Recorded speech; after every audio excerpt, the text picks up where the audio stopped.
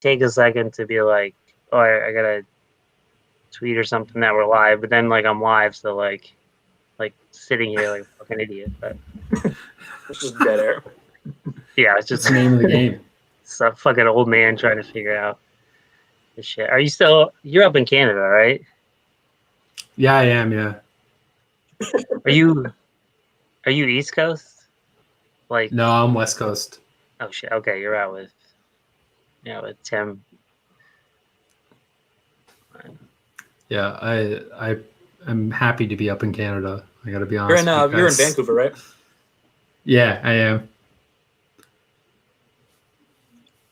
Yeah, man, you're not missing out here in America. It's going, yeah. It's going well. All right. Oh shit. One other thing I did. Oh shit. See, Tim, this is why. These are our. We've done this, but a lot of times we're doing books like ahead of time before they come out. So I'm always like, well, we can't do that live because that'd be like super awkward. It's only like this has been like one of the first times it's worked out where we could do it. So nice. Just figuring out as we go. Wow. All right, I just got to get to George. I got to pick a random episode. All right. All right. Aside from that, Jesus Christ, it's gotta be an easier way to do this, right?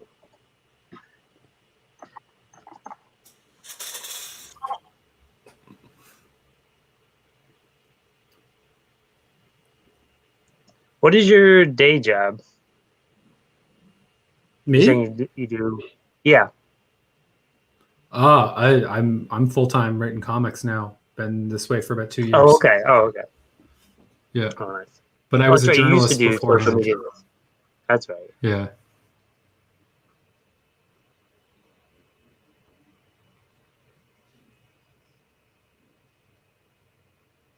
All right. Now we'll go live. All right. Professional, I swear. Right. Yeah, I fucking swear. Yeah. All right. Yeah, I say that, and then we go into this intro. But, all right. Welcome to this episode of George Dog Days of Bummer, your only podcast for George Lopez breakdowns, episode by episode. I'm one of your hosts, Kyle Overkill, joined by my favorite Lopez lover, Tim. How you doing today? I'm doing pretty good. Trying to keep an eye on the Bruins game. Currently winning 4-1 against the Penguins. I'm in a good mood right now. Yeah. We'll see like Tim flip his fucking computer. We'll know it's not going well. But I'm glad you're in a good mood, Tim, because I got some bad news, buddy.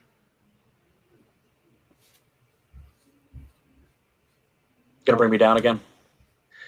Yeah, and it's really awkward because I know we were gonna do our first live episode breaking down the George Lopez show today. We were going to talk about the episode where, after refusing Benny's plea for a new car, when Bobby bribes Carmen to bring her to a bar, George and Annie are forced to drive Benny around. We actually have a really good and exciting episode, and I mean it's awkward because you can see him. I apologize, Zach, but we have a really good episode. We're going to be talking to Zac Thompson, creator of I Breathe or I Breath the Body. How would you say it? I was thinking that I was like, I've never said it out loud.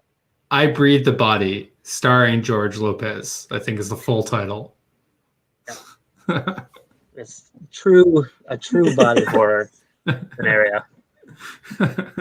But yes, we're doing this. If you're listening, we're trying out some live one. We've done some previous ones like end of the year or just kind of like book of the month type stuff, but it has worked out because the issue came out last week. I mean, I'm always interested. Because a lot of times we're talking about books before they come out so we can try and like coordinate when episodes drop. I'm always interested, especially someone who's had, a lot of indie stuff, but then also, I mean, you've been able to do a lot of the X-Men stuff, especially with kind of Lonnie. How how's it then kind of returning to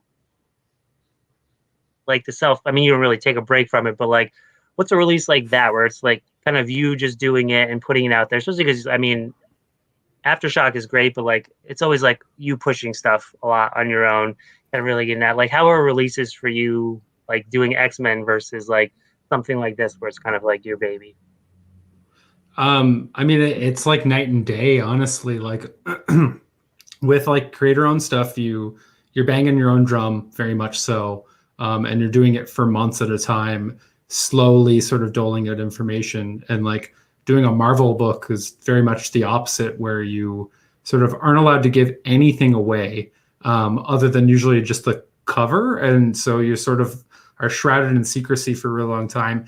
And those books, you know, for better or worse, kind of come with preconceptions about what they may be or who they're for or whatever. So you're fighting an uphill battle sometimes when you're releasing that kind of stuff. Whereas like with something like this, I can control the messaging and I can kind of speak to people who specifically might be looking for something like this. So it's like a lot easier to kind of go like, hey, do you love Clive Barker and David Cronenberg? Well, this is something you're going to really dig. And I've seen like a real demonstrable difference from like my pre-Marvel creator-owned stuff to my post-Marvel creator-owned stuff, where like there's just a bigger audience who is aware that I exist.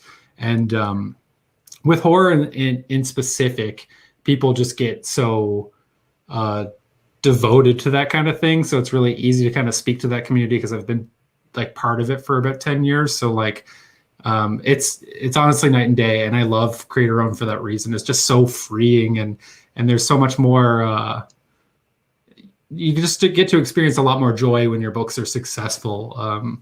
Whereas like with Marvel, you kind of always feel like you're a little bit removed from it. Even when they are successful, you're sort of just like, well, I hope they give me more work. And sometimes they do, and sometimes they don't.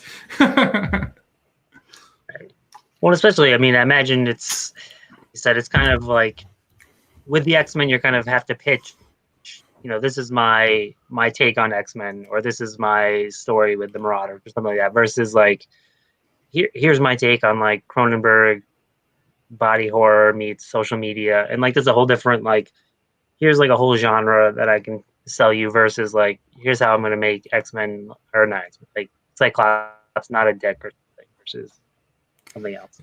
Yeah, and there's a lot more just like ownership over this kind of stuff, where it's also just allowing me to kind of like do the things that I feel like I'm best at, which you know, you're always encouraged to do your best work at Marvel, but you're still within those confines of that sandbox where there's very clear walls that you run up against just on certain things. Like, you know, you might have a story beat that works perfectly, and then someone else ends up doing it a month before and you didn't know, and then you have to kind of like rebuild your story like on the fly because of something that just didn't get communicated to you or whatever. So yeah, there's just a way better ability to sort of succeed when you control most of it, because you can speak about it passionately and you can do your best work. And I'm always amazed that you and Lonnie kind of ended up on X-Men, because I feel like if there was any, I mean, outside of Hulk, which we've kind of seen with the Immortal Hulk, like I would love to see like the X-Men dip into horror, especially like body horror. Like you feel like they would be like ripe for that. And I know they kind of tried to, like, you know, I feel like New Mutants, I thought it was okay. Like in that kind of like realm of like dipping into horror, like I feel like they would be like, you know, perfectly ripe for like horror. And like having you and like Lonnie already on, it's like someone like let them do like sprinkle it in. Truly, I mean, like that was sort of what we got away with our Cable book, and in a lot of ways, we got to do a little bit of body horror and crazy sort of techno-organic virus-based stuff for 5 issues. But that was mostly because they didn't know who we were and didn't care about that book, so they were just like, go wild, like just do your thing, like, you know. And then like I think because we were allowed to sort of play to our strengths, that's actually kind of what opened the door to getting more work at Marvel, because they were just like, oh, you guys like actually know what you're doing. I feel like I Breathe a Body is is that your best title? Is there anything gonna beat that title? Oh, you mean like in terms of just like being a It's mouthful, so or fucking it's so fucking good. Like it like encapsulates it, but like it's also like I don't know, like it's so vague and it gets you ready for it and like it's so phrased well. I don't know. I everything you've done. Like Lonely Receiver is really good. I feel like you've nailed titles, which I as someone spend a with a long show, yeah, fucking time on titles, honestly. And they change quite a bit, usually through the genesis of the project. Like, so like sometimes what I end up pitching as a title doesn't actually end up being the final book's title. I Breathe the Body's one that actually stayed where it was, but that was because I've been developing the book for like probably 4 years before it got like moved into production. yeah. And you've talked about kind of the genesis of it, like sitting in the room. I mean, for anyone that doesn't know, it was like sitting in the room when you were at a company and you guys were pitching to work with Logan Paul. And it was like right Yeah. after the Suicide Forest video, and kind of the existential horror that happened around that moment, which is really interesting because in this first issue, obviously, you kind of delve directly into that. Like you throw that scenario right in there, and like the fourth page, was that kind of always something you wanted to do? Obviously, kind of the idea and how it branched out into the larger story, but like kind of really throwing your own experiences into it to really like ground it, because I feel like that's the selling point for Annie, or at least kind of where you're brought into her, is that kind of conversation and the like moral conundrum that's brought upon her. Yeah, and I think that was a really important thing for me because like secret working with influencers fucking sucks.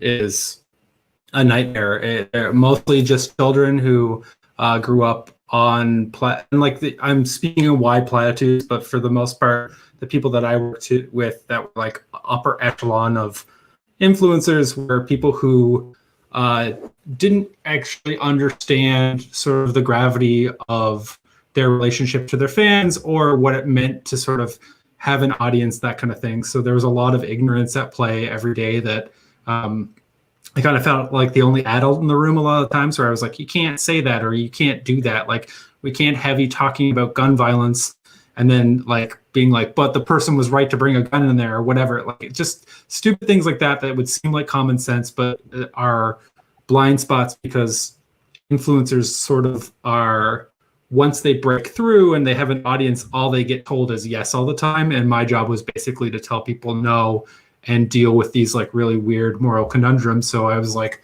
I want to throw people into the deep end right away, and kind of also for anyone who's like worked in advertising or anyone who's worked in journalism or anything like that, show them that I know what I'm talking about as well, because I think that was a thing that, like, you know, if I was on the other side of this and I heard this book get announced, I would have immediately rolled my eyes and been like, yeah, right. Like, it probably won't be that interesting because you don't know anything about what you're talking about.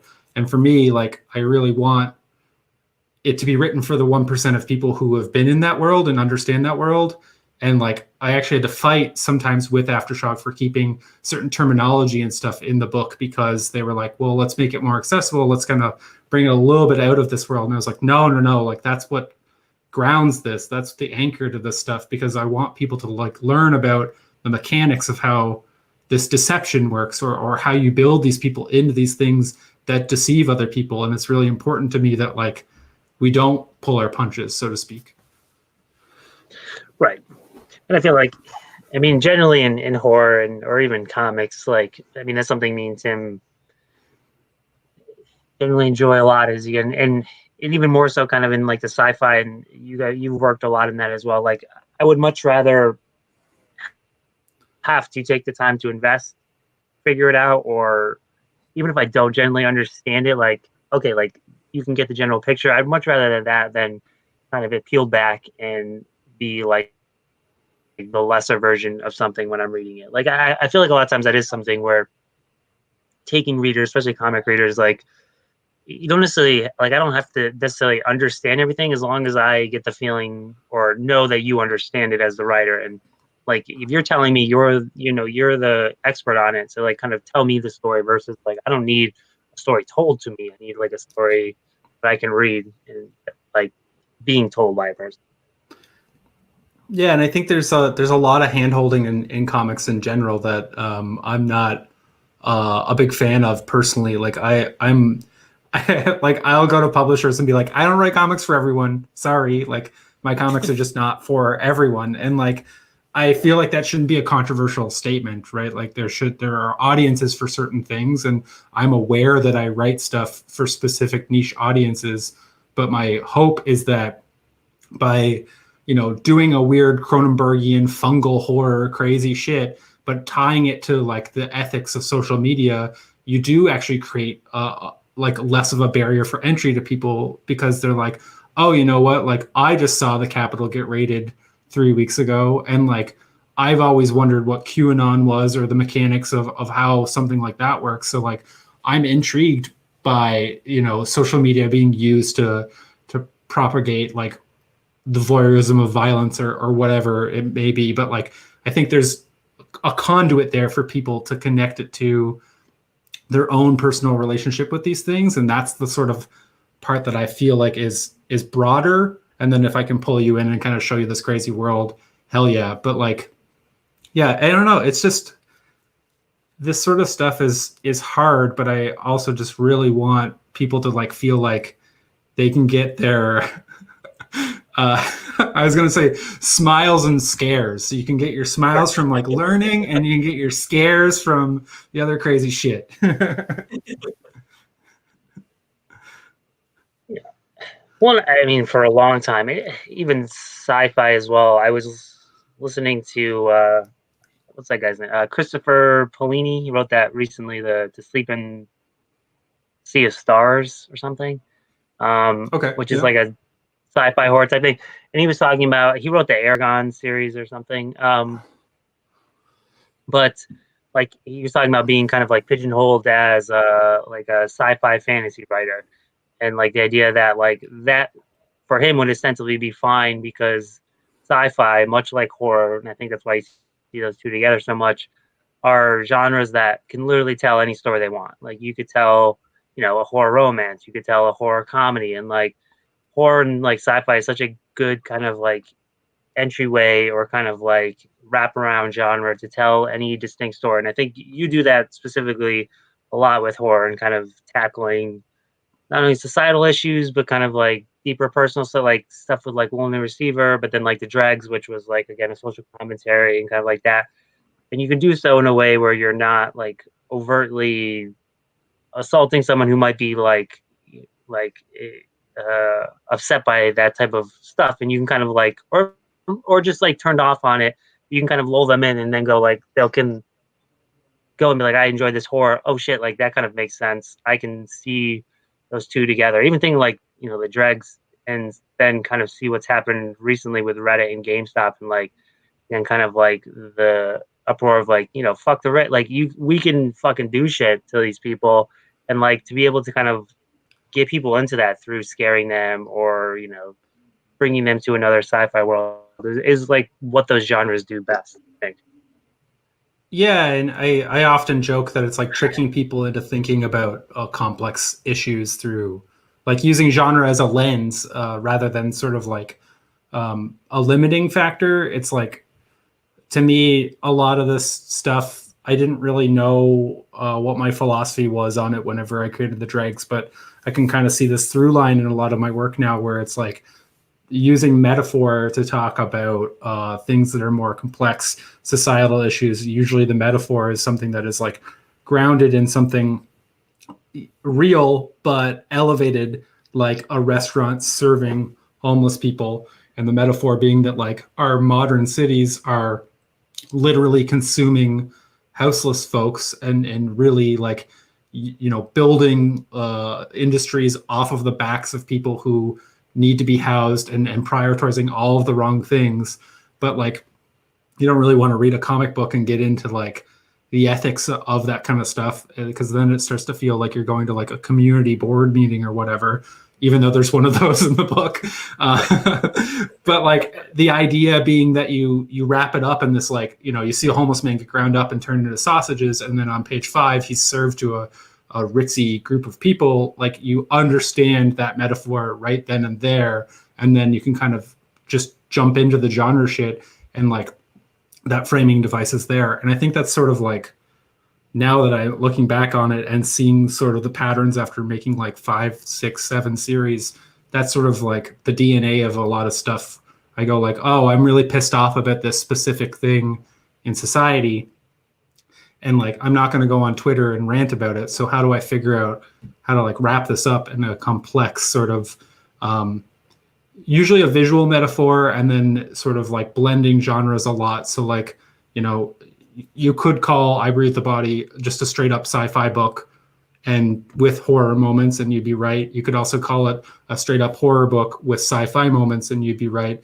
And I like that sort of stuff that kind of slithers between genres, because that's sort of what comic books have been for as long as they've existed, right? There's that genre blending. And I think that like as a medium, they're typically 5 or 6 years ahead of some of the cultural conversations that we're having.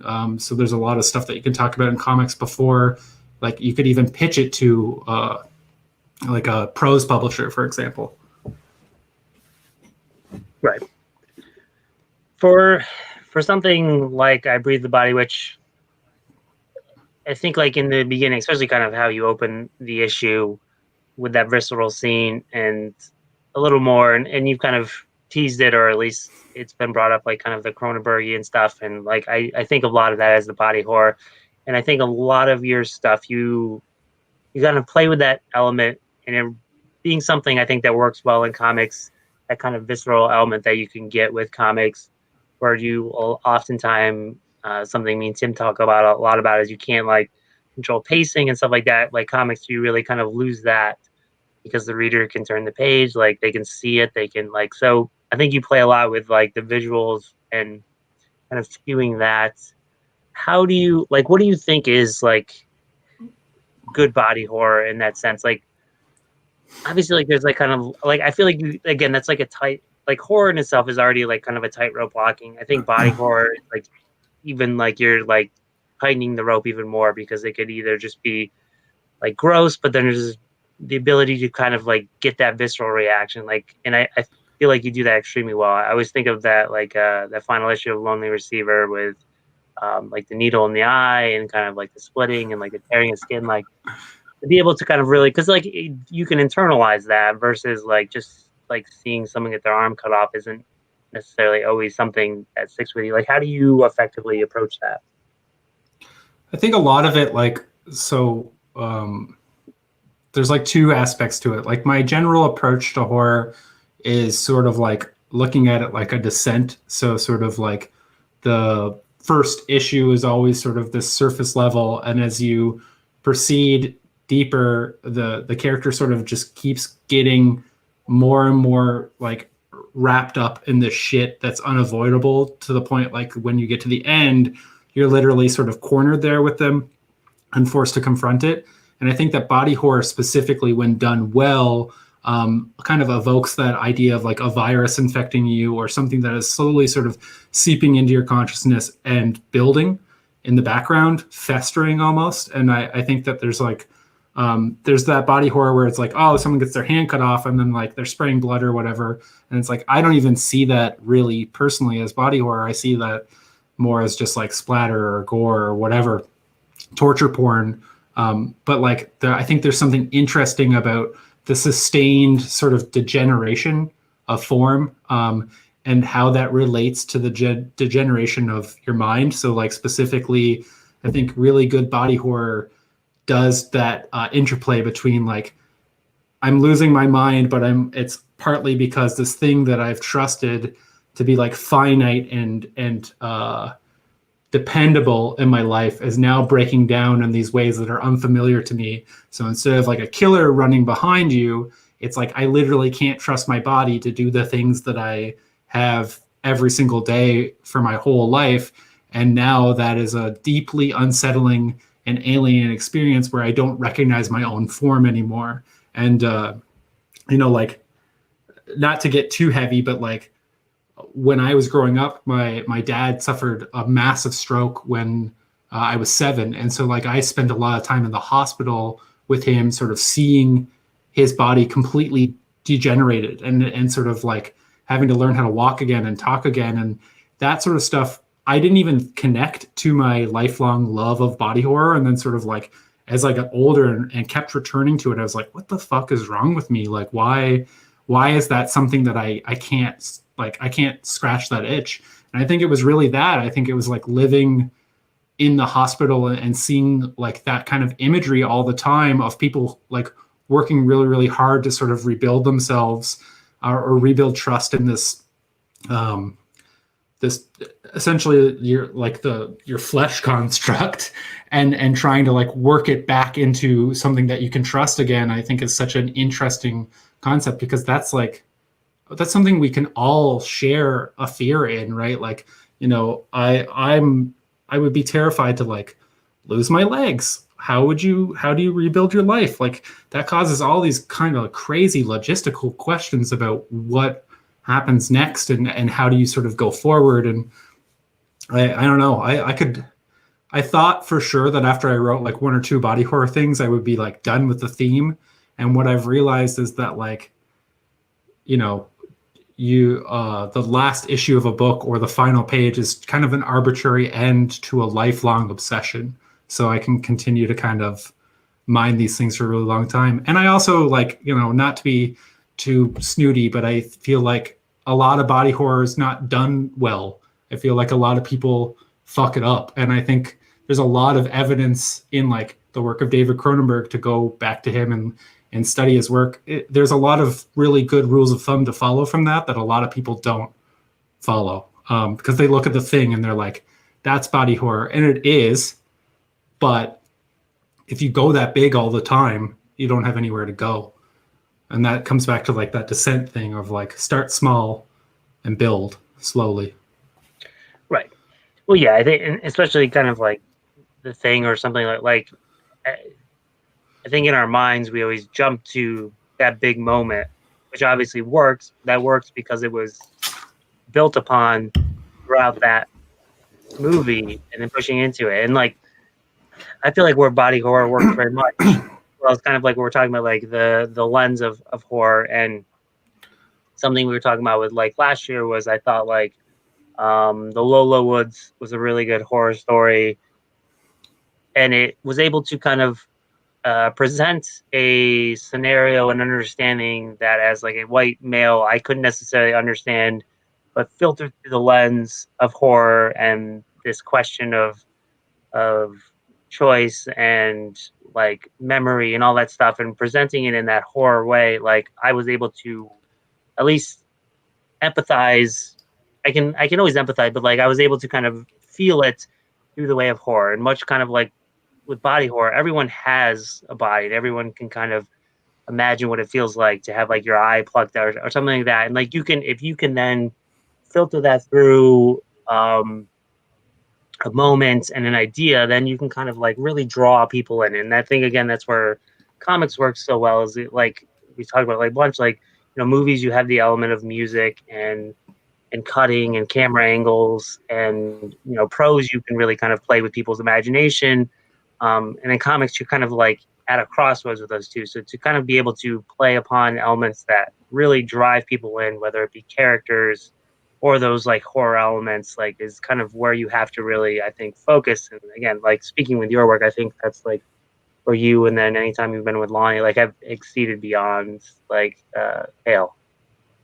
Oh, thank you. Yeah. I mean, like, Lonnie and I have lots of conversations about the language of comics and how to pace things specifically, and sort of how to make things particularly painful. Like, there's little things, like I always think about, like in my head, it's like, in comics, you can do a thing where like you can have someone's face get ripped off, spoilers, I guess, for Hybrid the Body. But there's also like I think the intimacy of certain things where it's like you can show a splinter go under someone's fingernail and that could equally fuck someone up because they're just like because you feel it, but you can get a reader there by slowly showing a finger close to something for the majority of an issue, and then that thing kind of like going in underneath the fingernail or whatever, and like just be so killer.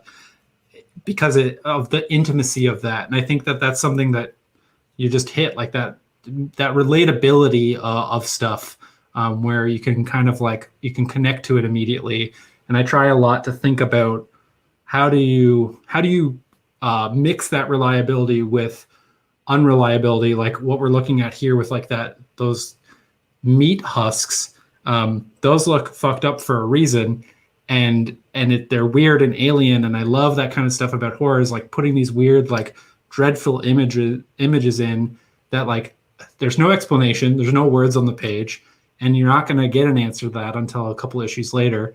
But building those things in, so there's this like creeping, unsettling dread of like just these questions that you're asking yourself of like, how did this world get this way? What the hell are they eating?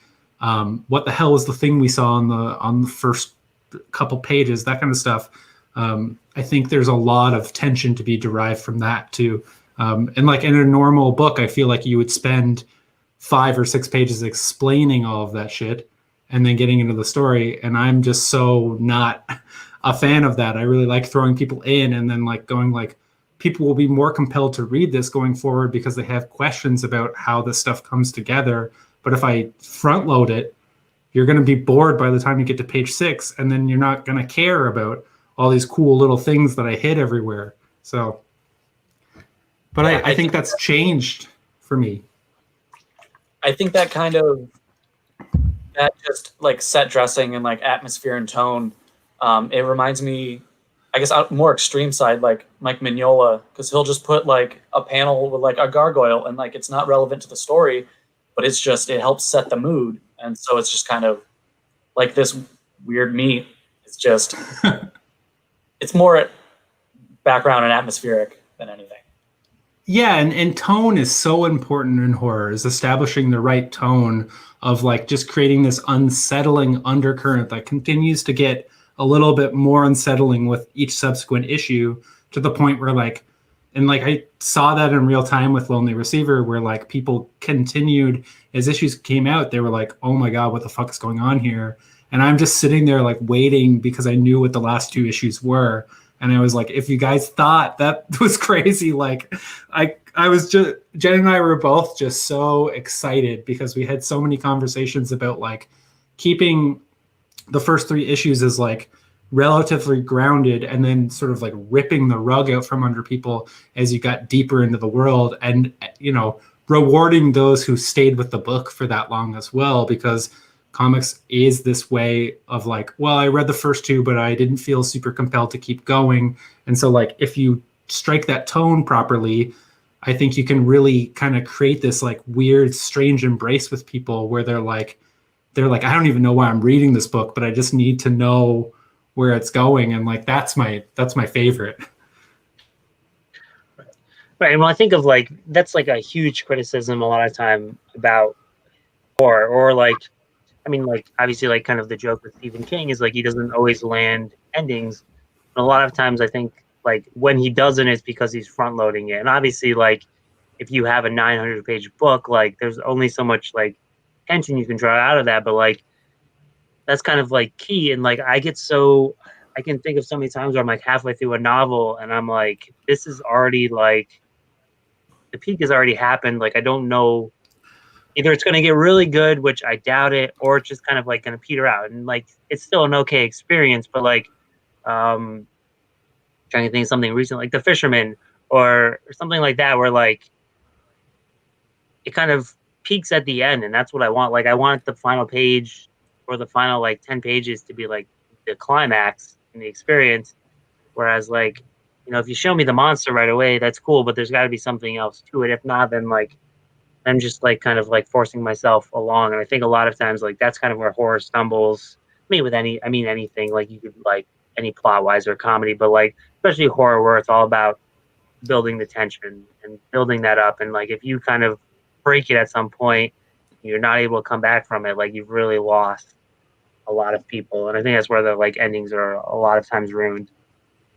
Yeah, and I think like the thing I keep thinking about a lot with horror is restraint, like exercising the adequate level of restraint to like, you know, be sure that you're not kind of like, for lack of a better way or a more eloquent way to explain it, blowing your load early.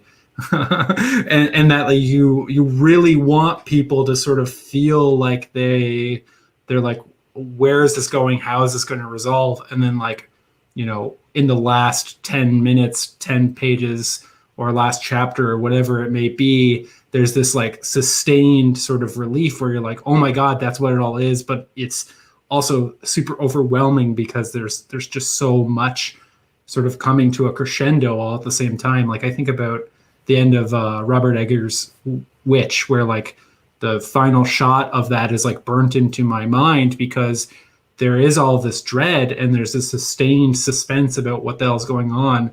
And then you get to that ending and it's like, you don't necessarily get a ton of answers, but what you do get is a very satisfying, like, or at least in my opinion,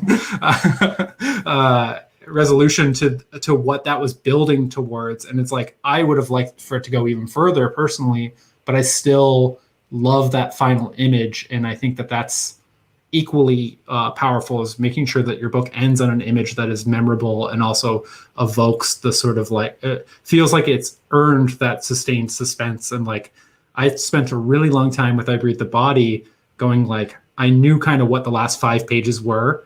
And like, I scripted it out actually first thing, like with issue 5, and then sort of reverse engineered my way back to that, because I was like, I want this to be like one sustained moment of like relief, but like thematic resonance and this huge gut punch. And it's like, you know, no matter what, no one's gonna have any idea how this book ends or what the point of this is or what it's trying to say. But like, it's going to be cool because it's going to hit people over the back of the head, I think, in a very interesting way, because it's all there and you'll be able to like read it back a second time and see exactly what was coming.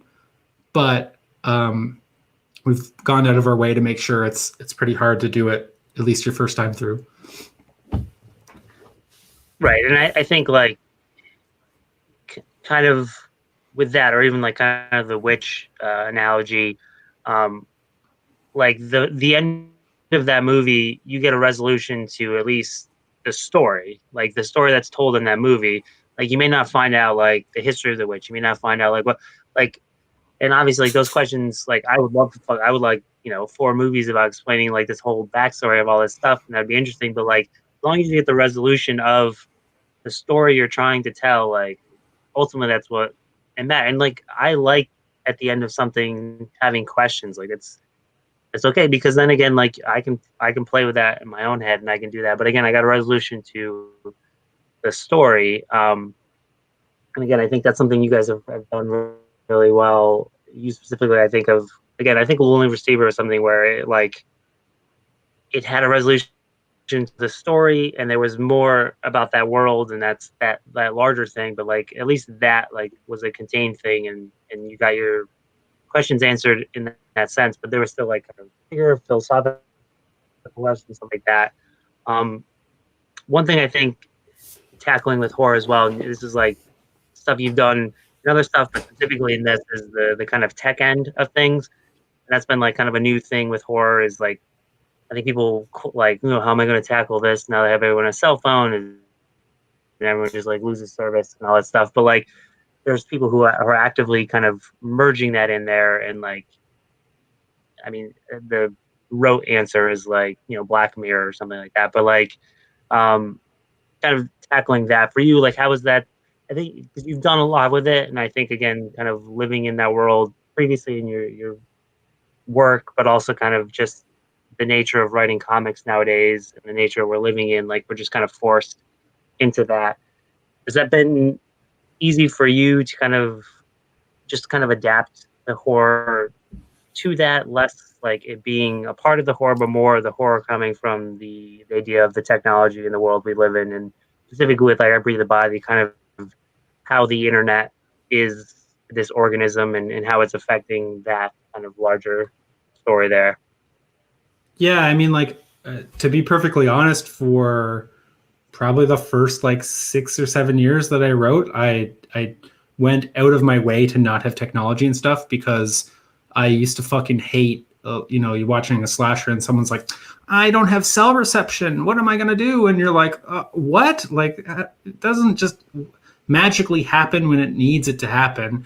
And so I think a lot of times people avoid working technology in because of the problems that it presents, which is fair enough. But my solution, I guess, lately, and sort of as I sort of view my work going forward, I think is to sort of take these things and immediately what is familiar about them, just make it alien and remove that relationship that we have. So you still have that sort of emotional response when you see someone on their phone. You understand what that means. You understand, like when Anne posts a selfie in the first issue of I Breathe the Body, you understand, what that means, and colloquially, like we know what it's like to go through that. But what you don't understand is like then her fucking phone flies away like a bug and has like wings on the back of it. And I talked to Andy specifically about this at the beginning, where I was like, look, man, like this is a book about influencers. This is a book about YouTube and Facebook, but like we're not going to see any of that shit in here because you and I, like, you can go on the bus and see someone on their iPhone and it's like you see it everywhere. You see it yourself doing it. And that's just boring. To draw, to read everything about it just sort of doesn't interest me. But what does interest me is like using those things as metaphors to explore other things. And also, again, like a tonal thing is like it inspires a level of dread when you look at something like that doesn't make sense. And you're like, what the hell is that? Why are they all super chill with that? And I think that there's something inherent that you get from that you wouldn't otherwise. And I think that that's something that I'm really intrigued in exploring as like a central metaphor in some of my tech-based horror stuff is built out of that idea of like, we have these like intimate feelings about phones and the devices that we use, and that we feel like we understand them through and through. But I feel like most people who use their phones or use social media don't actually fully understand what's happening to them or what's happening with the information that they sort of put out into the world on those things, and how much the devices that we use end up using us. And I think that that's sort of a thing that, like, in my mind, we are going to continue to sort of experience the fallout of that for the next 10, 15 years. And all I'm trying to do is go, here's what I'm anxious about, and I'm going to make it a horror book now. Was that something one of the most interesting things about the book is kind of, we've talked about it in interviews leading up to the book, was tying the internet itself as this like organism or this entity. And like, again, I think that's something like inherently people just don't like understand what people know what the internet is, but no one will ever like people, the general public, don't know what the internet is. Like, there's no, like, I can look at pictures on it and I can watch porn. Like, I can do these things on it. I don't know what it is. I don't know what it connects to. And you've kind of tied that to the idea of the mushrooms and like kind of the fungal aspects of that, and like the already interesting like making up of like what a mushroom is and like the kind of the like weirdness of that. Like, was that something, how did that come like into the element of the book? Like, the idea of like kind of the social aspect and like the horror behind that, and then also breeding it with this, like, I guess, spoiled, like that final image of the book is probably the most unsettling thing in the book, which it's already full of like unsettling things. But like, that shit was fucked up. And like, I had just read, The Ruins, the Scott Smith book, I think. And like the talking plant and that. And so like, I literally just finished that last night, and I was rereading this and I was like, oh fuck, I fucking hate. So like, how did that kind of like neural connection happen in your brain to tie the internet into like this like fungal mushroom world? I mean, there's like a simple answer and then there's a more complex. So I'll just start with the simple one, which is I was working on No One's Rose at the time that I was pitching this book. No One's Rose has like a fungal metropolis in it. Had done a bunch of research about mushrooms, and at the same time, I was pitching I Breathe the Body. And what happened is I Breathe the Body got approved, and it was approved as like sort of like a modern day story, and like I knew through and through that it wasn't going to be, and that I wanted to put it into the far future. But I also understand that like certain things make publishers trip up, so it's better to sort of not lead with I want this to be a complex metaphor about mushrooms and the internet at the same time. So what happened is once the book was approved, I sort of presented my case, which was essentially like, based on my research in mushrooms, they work on vast, complex networks. Mycelium and mushrooms in general will be probably, from at least the research that I've done, at the forefront of some technological breakthroughs going forward. They are simply just not fully understood, but their versatility and the way that they can, especially clean up waste, is going to be a huge part of just climate change efforts. I truly believe that. But beyond that, I think that mushrooms exist in this strange liminal space. Some of them are alive, some of them are dead, and that network itself was an easy way to sort of tie it to the internet and be like, okay, let's make this decentralized internet, sort of push us into the future after all of these social networks have failed.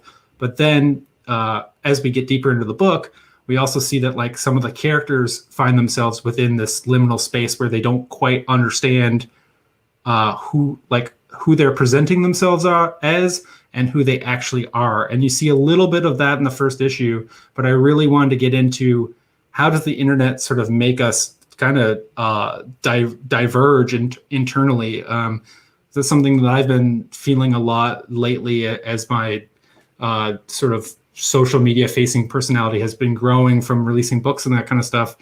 The person I am online is not necessarily the person I am in my private life. And how do you draw that distinction? And a lot of people, again, I don't think make that assessment of influencers and that kind of thing. So I really wanted to make that a theme within the book. So mushrooms exist as that metaphor.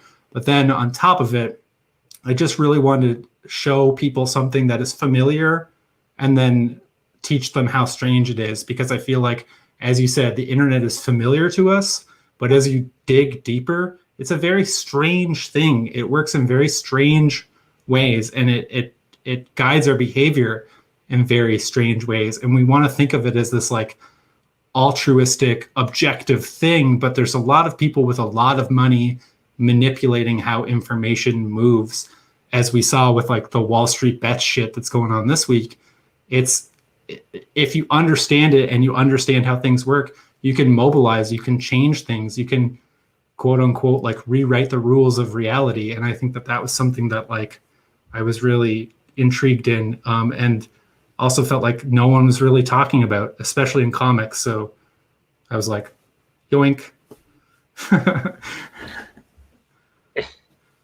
Well, I think like the whole Wall Street thing this week was like kind of the understanding again of these systems exist much like the internet.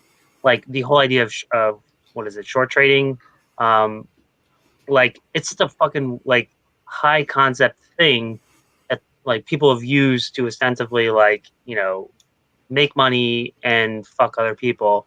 And like all it took was like someone like this this mobilization of Redditors to figure out like here's how we can break down that system and use it and really like fuck this hedge firm, and like doing it. And like again, there's I saw so much, like most of that story was like people saying like I don't understand what this story is, and like it was because like it's a system that was created to like literally like exist, that so like no quote unquote like normal people don't know what it is, like the idea of money and stocks and stuff like that, and like that whole thing is so foreign to people, and people are just like, yeah, it is what it is, people know how to do it and they make money. And like no, like same with the internet, like that shit exists because like it makes money for other people, and like you're being, bred into it. And I think the idea of like you stumbling on like the idea of like the mushroom aspect again is like we are like almost like the Matrix type thing. Like we are living on this thing to feed other people, and whether we know it or not, and like I don't know, even like I think mushroom horror is something that I don't know. Like if I was thinking of like that, there's like an episode of Hannibal where the one person is using like a mushroom colony on Oh like the yeah. dead bodies, and then Scott did one zero where it was like a mushroom fungus that took over this like apartment building. It was fucking like it was kind of like it's like it's one of the elements of our world that is again seems so alien and so like just odd that it exists in our thing, and like again how that ties to very much everything else that exists behind us, but we don't even consider it alien. Yeah, and I think that the thing that I'm always trying to do is sort of look at comics, on the shelf and sort of just see like what is no one else doing, what is no one else talking about, what are the subgenres that sort of exist within the space that maybe don't have representation on the shelf, right? Like a Lonely Receiver was born specifically out of being like, how do you give a horror romance being like one of the biggest genres of comics, up until pretty much recently. Like if you look at all the Archie stuff, like that's basically romance comics, and there was a long history of that kind of stuff before the Marvel and DC sort of saturated the market in the 90s or whatever. And I just pitched Aftershock. I said, I want to do this and I want to do this. It doesn't exist on the shelf right now. And I think that we can actually speak to people in a way that people aren't right now. And then if you look, like I'm not like tooting my own horn because this sort of stuff takes months to develop, but there are new horror romance books coming out from Heavy Metal, AWA, and Vault. And it's like coincidence, maybe, but also they may have saw an opportunity that we saw first. And I think there's really an interesting space. Like, although I was reading The Seeds, and The Seeds has like fungal stuff in it, and I was just like, Innocenti, yes! He was on top of it, yeah. And I like comics, especially. I think now with that, like they seem to miss. I was just looking at like the young adult market, which is like one of the biggest market in books, and like that is like saturated with horror and thriller and romance, like all those merging together, and like a lot of times not taking cues from things that are, again, like if you look at manga and young adult, I feel like those are the best sellers in the printed world, and like it's the people who kind of understand like what is working with that, what do people want to read, versus like again, how many more Spider-Man stories do I need to read, or like Yeah. how do I just a Spider-Man story do something that's completely different. I don't know. Two things I definitely want to touch on before we finish. Obviously, the strength of this book wouldn't work so much without the amazing art in it.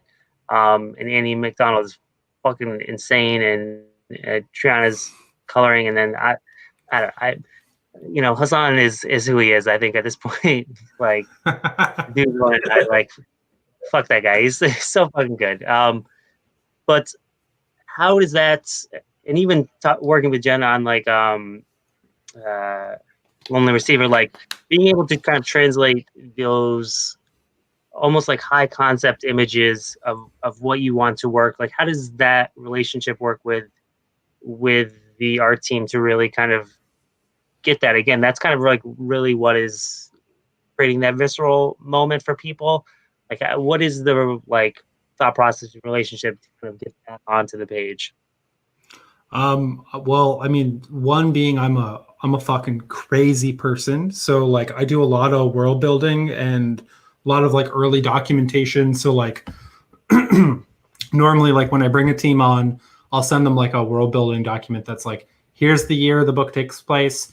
here's some of the shit that like we need to figure out. Like, here's what, like, for example, I was like, here's what phones look like in this world. Here's what the internet looks like in this world. Here's when it takes place, even though we'll never say it. Here's a whole backstory behind the demon, even though we'll never see it. And sort of just like showing them that I've done the work, but also like showing them sort of the rules of how this world works. So it's like, okay, now we have our box that we're in and we know sort of where the limitations are. We know sort of the history of this space. And then, you know, like in, like as an example, in I Breathe the Body, we go back in these like flashback moments throughout the whole series. And like, it's not until issue 4 that you start to get the context of like what these actually mean and how they kind of fit into one another. You get some in every issue, but like when I presented that to the art team, it was like very streamlined and, you know, chronological, sort of like here. And then like, so when they read it in the issue, they're not like, what the fuck is this? Like, where'd this come from? But as a complete, like that was just an aside, I guess, to answer your actual question, like working with Andy and Triona is honestly like a dream come true. Like I was such a huge fan of Andy's work on Multiple Man, and I thought it was just so fucking incredible. And then like when, you know, the opportunity came up to work together, I also knew that like the story needed to specifically be tailored for his strengths in terms of like what how I wrote the horror and what the imagery was, because you know, in juxtaposition to Jen, whose line work is extremely confident and incredible, and the colors are popping. There's some dread that comes from the tension, the emotional tension underneath Jen's art with the colors and everything. But with Andy, because of who he is and the stuff that he's drawn previously, I can get really visceral. I can do things that I may not have been able to do in scripts for Lonely Receiver. So there's a real effort to sort of like, one, just gross Andy out. And then 2, to just like keep fucking upping the ante to see what we can get away with in there. And there's so much of that in the book, in terms of just like pushing it further and further and further and further, to the point where like there was some stuff in issue 4 that I had to like draw out because it was so incredibly complex and insane. And so like it's a, it's a Hannibal-esque type display. That's all I can really say. And to do that, it has to have like mushrooms mixed in with it, but body parts and all this kind of stuff. And to like work with him on that and be like, this little element's going to be all this crazy shit. It was really cool. And it's like, he's someone who can literally do anything I throw at him. And then Triona, I've just been a fan of for years. We got brief fleeting moments of being able to work together at Marvel. She colored some of the Age of X-Men stuff, and she colored like a Spider-Man like one and done that I had written a couple years ago. And so when Andy came onto the book, I knew that Triona would be the perfect fit for sort of the tone. And there's so much of her work has this like almost like stink to it. Like I was like, I want you to be able to smell the book. I want you to have this like rot. And then like, you know, as soon as you turn into page 4 and you go into Silicon Valley, it's different. There's a warmth to it. And then like, I said, like, let's make sure it looks like a 70s horror movie was my sort of whole thought process behind it. And like Denis Villeneuve's Enemy was a huge inspiration on sort of the color tone and everything like that. But I, you know, feel like a lot of modern horror is really cold and almost removes a lot of the emotion from it. And Triona and I just talked a lot about like, how do you make this like stinky and gross and like you feel like just slimy from reading it. And I think she nailed it. Oh yeah, it's again kind of, we were looking at the meat page earlier, but again, kind of like being able to kind of color that so it's familiar, but it's unfamiliar. And I don't know. I think people have maybe like Mandy and Color Space recently have kind of helped that to like kind of bring color back to horror and kind of again be able to play with that, because like I think, you know, it's like you said, a lot of times there can be a cold aspect to it. I'm trying to like, I don't know anything offhand, but like that can work if that's the tone you're setting. But if not, then like you're completely missing out a whole nother aspect of, again, setting, like it's so important to kind of bring people into that world. And if like you're missing out on color, like, which that is what it does best, kind of establishing that tone, like it's again something completely a whole other level of it you're missing out on. Yeah, you're just not thinking about the tools in your toolbox, I think, at that point. And I think that there's so much of comics that's so interesting about the whole aspect of like, having the writer, the artist, the letterer, and the colorist is like each person brings an opportunity to sort of add another dimension to what you're doing. So if you can like run the concert well, everyone's working in tandem with one another in this really interesting way. And like, even, I love working with Haas because Haas will immediately send me an email and be like, how do we communicate tone in the lettering? How do we do something interesting here? And like when he came on to Undone by Blood, that was the first letterer that asked me that question.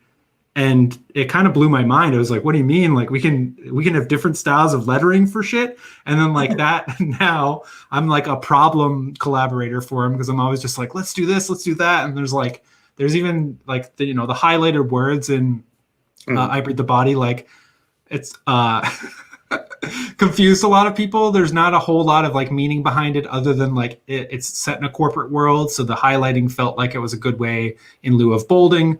But there is an aspect to it where like there's certain words that are highlighted that will help you figure out the symbol that's in the early pages. You can actually figure out what that stands for if you pay attention to some of that stuff, but it won't be until the later issues that you can kind of like, build that answer for yourself. And that's something that like I brought to him. I'm like, I'm a crazy person.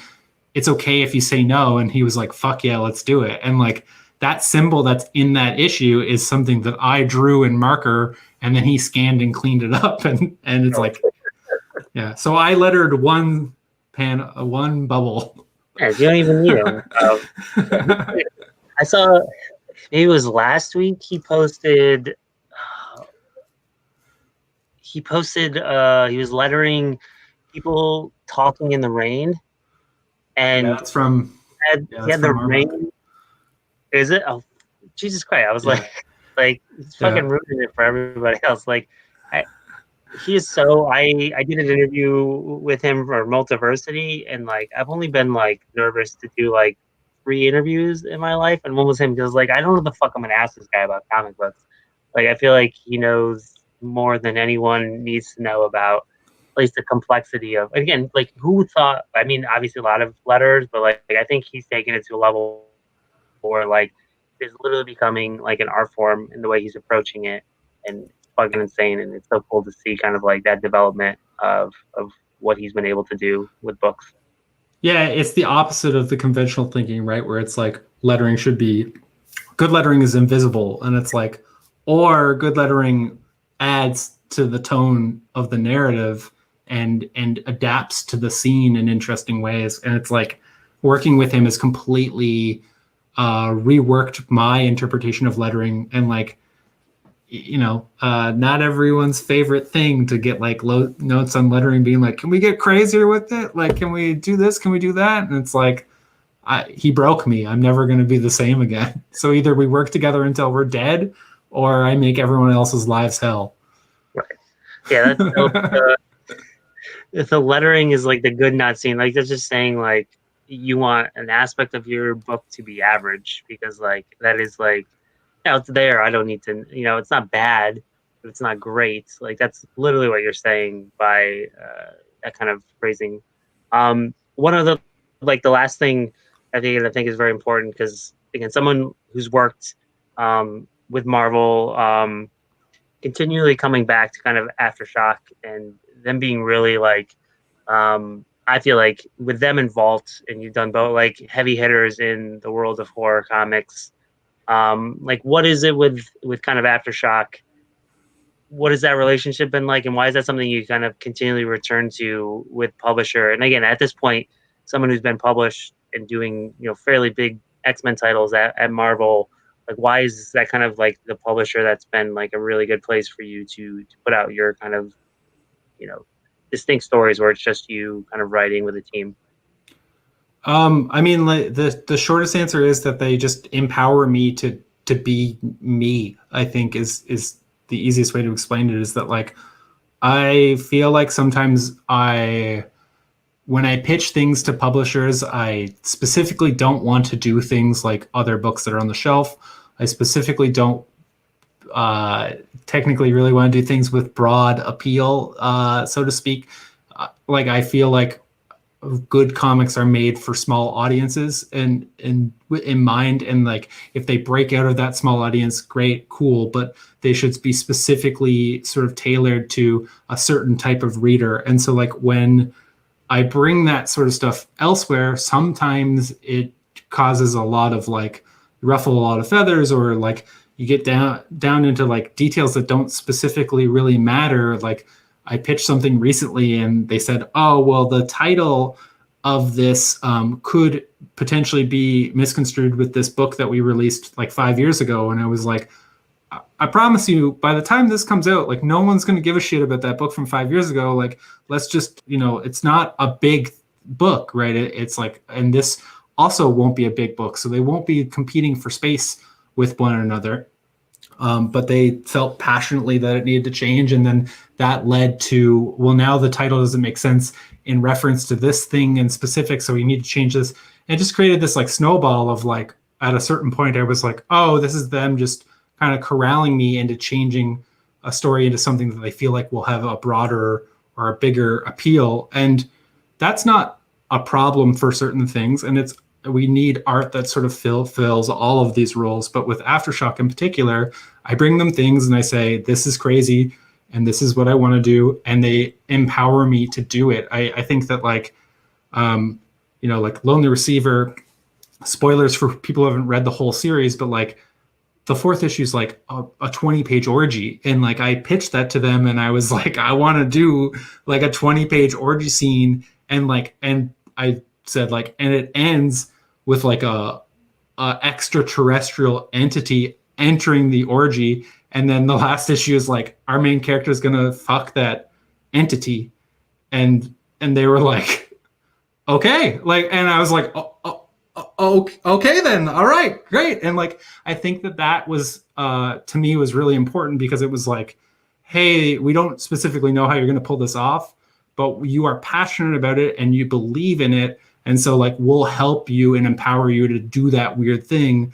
And I think that like, a lot of the books I've brought them don't fit in nice, neat little boxes, and they like back me 100%. And I think that that's why I continue to return to them, because now we just have a rapport where I go like, here's the next crazy fucking thing. And they're like, right on. And like that, like, I feel like I operate in a unique space in terms of their publishing line. And so like they get something from me and I get something from them. And so it's like just been really beneficial. And then the editorial team is just incredible. Like they've helped me shape stories. They've pushed me to be a better writer. And like realistically, like, the fifth issue of Lonely Receiver is written almost entirely in second person. And I was like, I don't think any other publisher would let me do something like that. And then like I'm playing weird narrative tricks and I Breathe the Body. By the time you get to the end, it starts to shift and expand in terms of its narrative consciousness too. And both times they were just like, they empowered me and said like, how do we help you do this to the best of your ability? And after working with a ton of different publishers, that's not always my experience. A lot of times it's like, how do we kind of keep you corralled? Like, you crazy writer, you're getting too carried away. And it's like, these are comics. These are supposed to be fun. They're supposed to be explosive and weird and experimental. And like, I think that's why I enjoyed so much working with Black Mask and Vault. Those are publishers that really believe in comics not looking the same or feeling the same. And there's a real like undercurrent within comics that's like, everything should just be like highly broad and for everyone. And it's like, but when you make a book for everyone, you actually make it for no one. So long answer to a short question.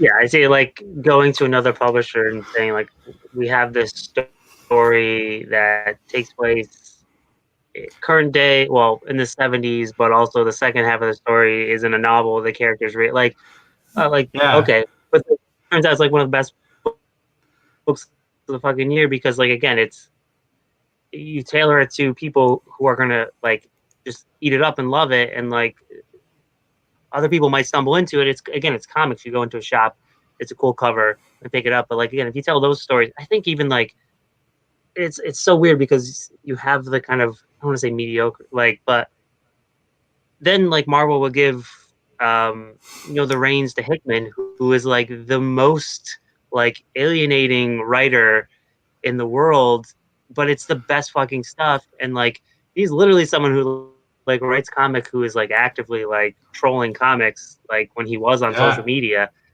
Like people fucking love it because again it is like the like I don't know, people want different things, I think. Like it's but I understand. Like it's a big corporation. Like it's dangerous to take risks, but like people want that shit and like it sells. But I don't know.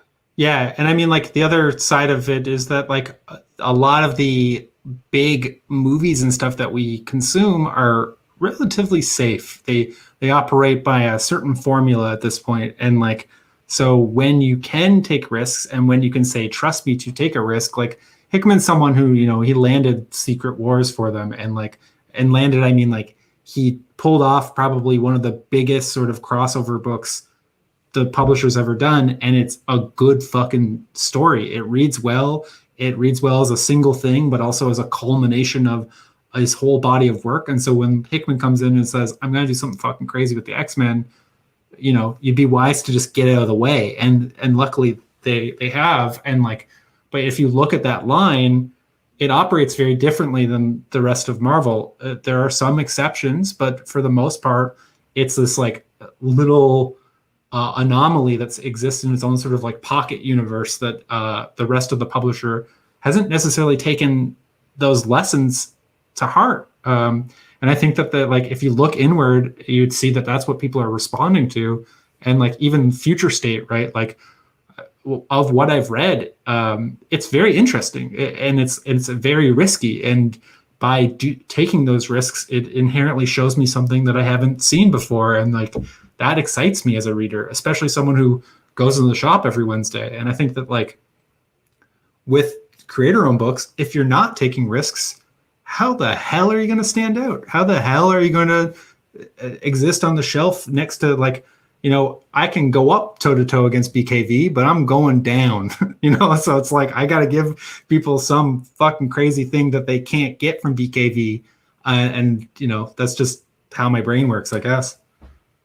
Yeah, I mean, at this point, I'm pre-ordering action figures with Krakoan words on them. It's fucking insane that like he's literally got like the action figure packaging because again, like that's shit people want, but I don't know. You feel like you're part of an in club too, right?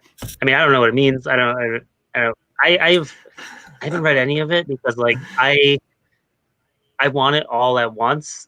And like I was like one of the greatest comic experiences I've had is, I mean, same with like kind of Morrison's Batman, but like I remember reading Fantastic Four into Secret Warriors, into Avengers, and just like again kind of like having Secret Wars read as this like kind of culmination of like all this time I've invested in this person and this like experience and like his like traveling over different titles was like so like excited because again like I felt like I was part of that journey and like the company allowed him to do that all so it's been cool to see again even more reason that they should let you do X-Men horror book. So they came close with go ahead. I can't say much, but I do have a fucking crazy horror book at Marvel coming this year at some point, and it's like this is the first time they've let me like they came to me and I said, I will do this, but I will only do it if I can do it exactly the way I want to do it. And they were like, fuck yeah. And so it's like, it's crazy balls to the wall horror in the Marvel universe. And I don't know when it will be announced, but no one's expecting it and I can't wait. That's all I can say. That's like what's it's that Bram Marvel, not Bram, Bram Ravel, X-Men Marvel Knights he did. Yeah. Was like close. I was so fucking excited, and it kind of like veered at the end away. But like the first like 2 issues were like X-Men horror. It was great. Tim, I'm assuming the Bruins haven't lost. You haven't quit in anger. You want to do your final question? Yeah, they did win. I don't know how the Canucks are doing up in Vancouver. I think their game just started. No sports. So me neither. Zach, gun to your head. If you were forced to write one episode of 2.5 Men, what would happen?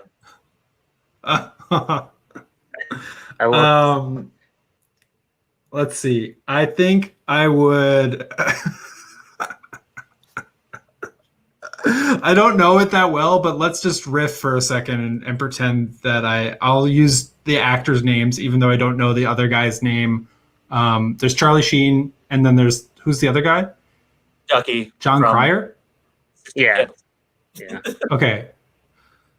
So the first thing that came to mind was like Charlie Sheen's character doing bath salts, and then slowly skinning himself, removing his skin head to toe, and then John Cryer and his small boy, whatever the boy's name is, they have to work together to bury Charlie Sheen, but Charlie Sheen is resuscitated at 6 feet beneath in the ground, and that's how the little boy learns about death and rebirth. I don't know. Perfect. Does that work? That worked.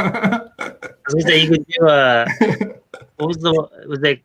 was it Come Into Me was the shared body? Yeah. You could literally have 2.5 Men body. Yeah, actually, it was a failed spec for 2.5 Men. Little known fact. Yeah. Right. We've adjusted from we were doing Big Bang Theory last year.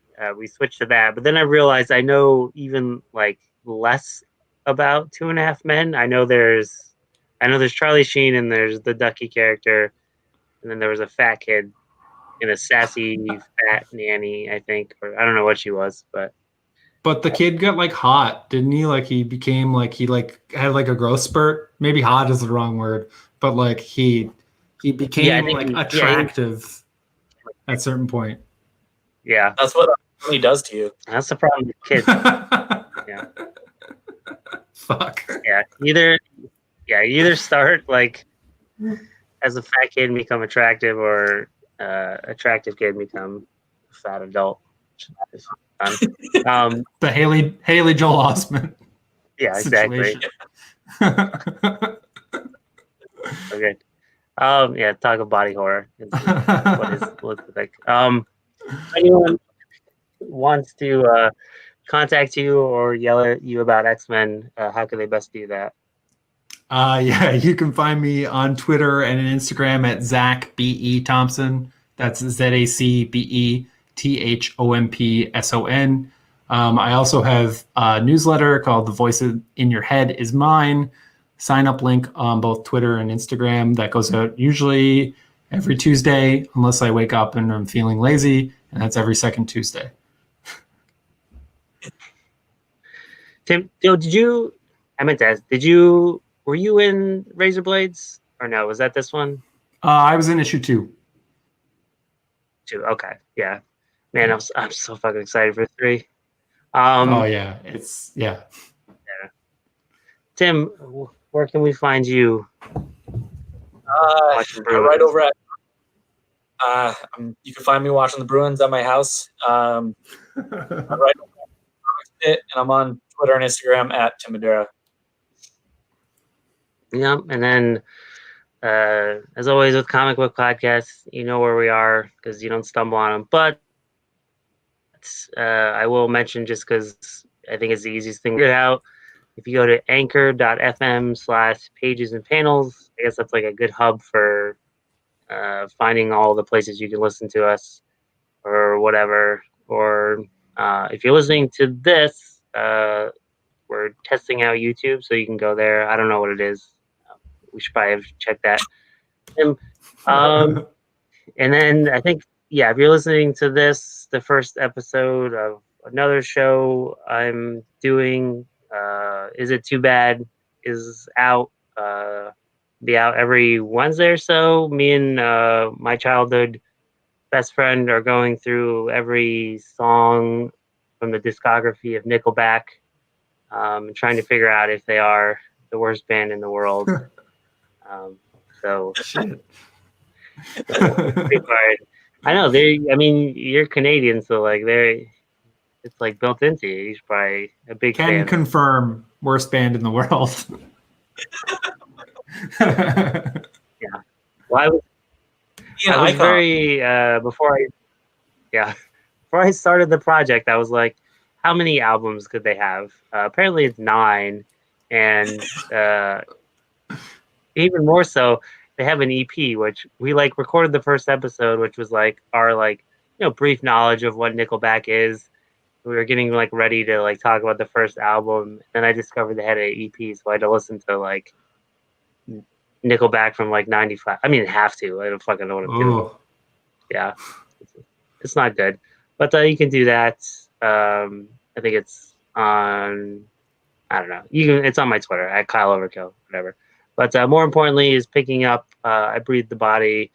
Number 1 is out. If you're listening to this, it will be out next month. You can pre-order it in stores. Like I said, it's fucking.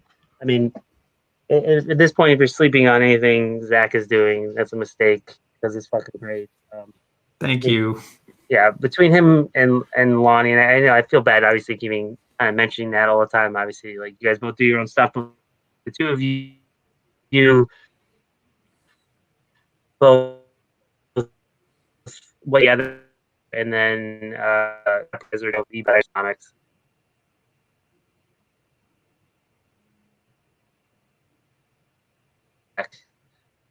As I was complimenting everyone, we lost, but